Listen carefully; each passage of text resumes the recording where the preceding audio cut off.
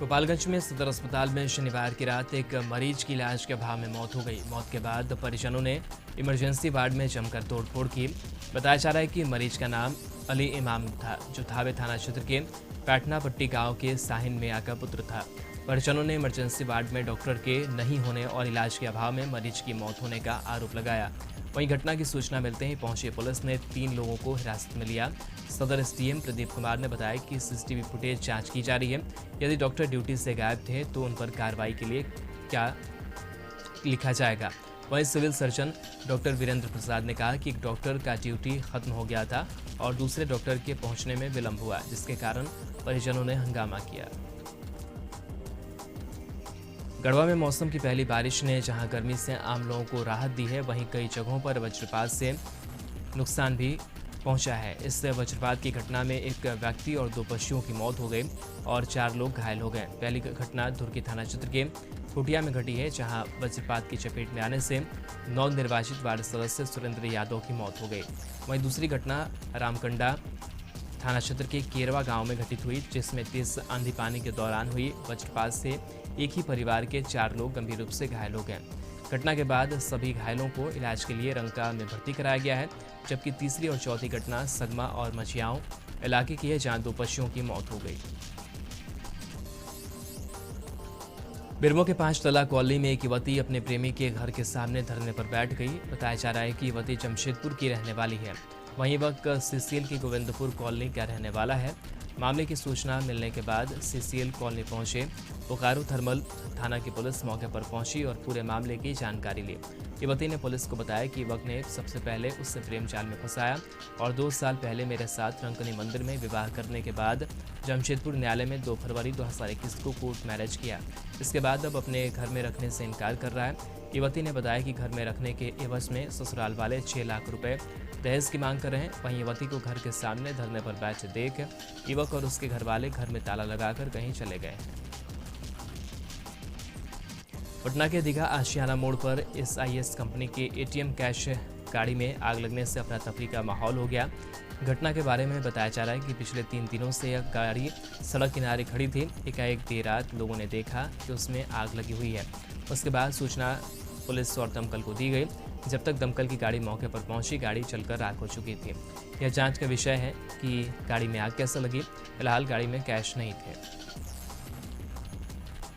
अग्निपथ के विरोध को लेकर बुलाए गए बिहार बंद के दौरान पूरे बिहार में हिंसक प्रदर्शन करने के मामले में 250 लोगों को गिरफ्तार किया गया है। वहीं पिछले 3 दिनों में 138 प्राथमिकी दर्ज की गई है और अभी तक 718 लोगों को गिरफ्तार किया गया है।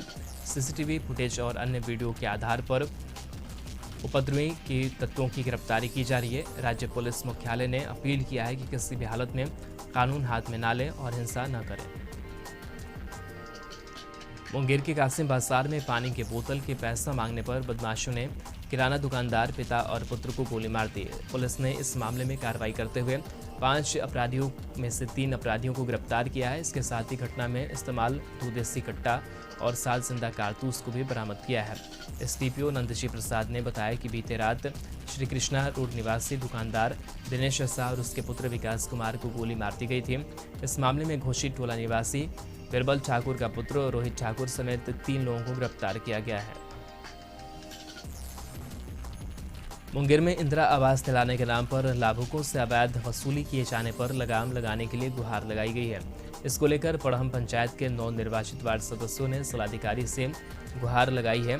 वार्ड सदस्यों ने कहा है कि प्रति लाभुक से 30-30 हज़ार रुपया ऑफिस खर्च के नाम पर लेने को कहा जा रहा है, लेकिन वार्ड सदस्यों ने आवास लाभुकों से अवैध वसूली से इनकार कर दिया। तो आवास सहायक में सुरेश मंडल नामक एक दलाल के माध्यम से आवास लाभुकों से अवैध वसूली करवाने लगा। अवैध वसूली करवाने को लेकर आवास सहायक विकास कुमार से पूछा गया तो उसने कैमरे के सामने सारे आरोपों को सिरे से खारिज करते हुए गलत और निराधार बताया।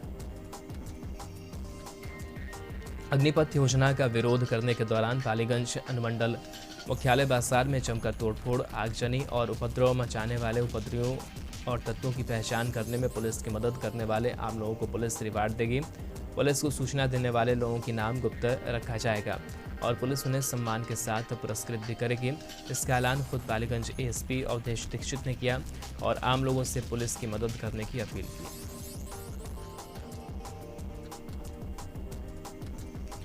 अग्निपथ के विरोध के दौरान हुई हिंसा और बीजेपी नेताओं के घरों में हुए हमले के बाद केंद्र सरकार ने राज्य के 10 बीजेपी नेताओं को वायु श्रेणी की सुरक्षा प्रदान की है। सुरक्षा के तहत सीआरपीएफ के जवान उनकी सिक्योरिटी में लगे रहेंगे। जिन नेताओं की सुरक्षा बढ़ाई गई है उनमें डिप्टी सीएम रेणु देवी, प्रदेश अध्यक्ष संजय जायसवाल, विधायक संजय सरावगी, संजीव चौरसिया, हरिभूषण ठाकुर समेत कई नेताओं को वाई कैटेगरी की सुरक्षा दी गई है। बता दें कि अग्निपथ योजना के विरोध के दौरान बीजेपी के कई नेताओं पर हमले हुए थे। प्रदेश अध्यक्ष संजय जायसवाल, डिप्टी सीएम रेणु देवी के आवास पर हमला किया गया था। इसके अलावा कई विधायकों और कई जिलों में बीजेपी ऑफिस को भी निशाना बनाया गया था। संजय जायसवाल के आरोपों पर जेडीयू की तरफ से पलटवार किया गया है। पार्टी के राष्ट्रीय अध्यक्ष ललन सिंह ने संजय जायसवाल को आरोपों को गलत बता दिया। उन्होंने कहा कि हिंसा किसी भी समस्या का निदान नहीं है, लेकिन उनकी स्वाभाविक प्रतिक्रिया है, उस पर बीजेपी को सोचना चाहिए। उनके मन की आशंका को दूर करना चाहिए। इसकी बजाय वे प्रशासन पर आरोप लगा रहे हैं। नीतीश कुमार जी शासन चलाने में सक्षम है। गुड गवर्नेंस के लिए उनको पुरस्कार मिला है, इसलिए संजय जायसवाल से उन्हें शिक्षा लेने की जरूरत नहीं है।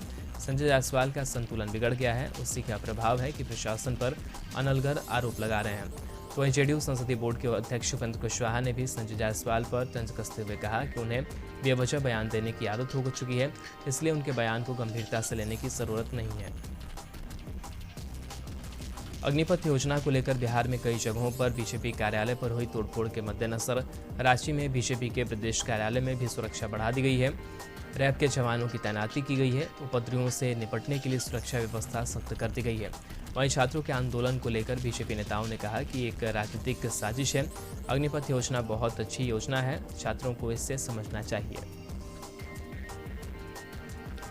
सेना भर्ती मामले में केंद्र सरकार की अग्निपथ योजना का झारखंड कांग्रेस ने विरोध किया है। पार्टी के पूर्व प्रदेश अध्यक्ष अजय कुमार ने केंद्र सरकार की इस योजना को वापस लेने की मांग की है। इस दौरान अजय कुमार ने केंद्र सरकार पर जमकर निशाना साधा और योजना के नियमों पर गंभीर सवाल उठाए।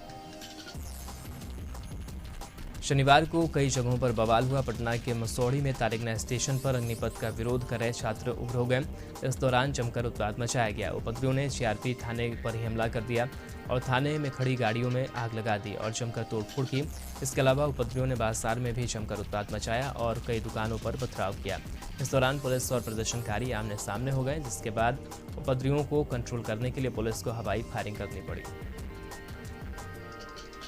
तो वहीं मुंगेर के तारापुर प्रखंड कार्यालय में प्रदर्शनकारियों ने जमकर तोड़फोड़ की। कार्यालय परिसर में अधिवक्ताओं के चैम्बरों में रखे कुर्सी टेबल को तोड़ दिया।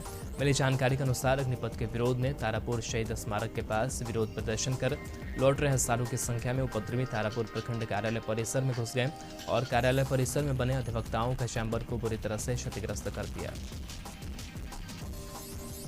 अग्निपथ योजना केंद्र सरकार लेकर आई है, जिसका लगातार विरोध हो रहा है। पूरे देश भर में छात्र इस योजना का विरोध कर रहे हैं, जिसका असर राजधानी रांची में भी देखने को मिल रहा है। सभी जिले से पहुंचे छात्रों ने राजधानी रांची के राजभवन के पास जमा होकर सैकड़ों की संख्या में विरोध प्रदर्शन किया। दरअसल छात्रों ने सेना भर्ती कार्यालय के समक्ष धरना करने का फैसला किया था, लेकिन जिला प्रशासन उन्हें वहां से हटा दिया, जिसके बाद सभी युवा सैकड़ों की संख्या में राजभवन पहुंचकर केंद्र सरकार विरोधी नारे लगाए और राज्यपाल को ज्ञापन सौंपा। मांडर विधानसभा उपचुनाव में कांग्रेस प्रत्याशी शिल्पी नेहा तिर्की की जीत सुनिश्चित कराने के लिए कांग्रेस ने अपनी पूरी ताकत झोंक दी है।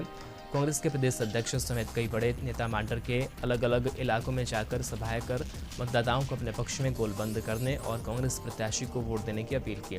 गौरतलब है कि कोर्ट द्वारा सजा दिए जाने के बाद कांग्रेस विधायक बंधु तिर्की की सदस्यता खत्म होने से खाली हुए सीट पर मांडर विधानसभा उपचुनाव हो रहा है।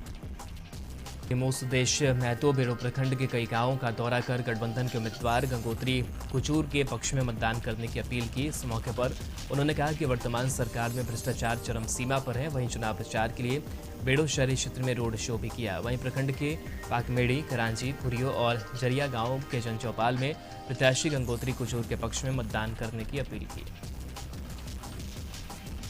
राजधानी पटना में मानसून की पहली बारिश हुई। लोग कई दिनों से इसका इंतजार कर रहे थे।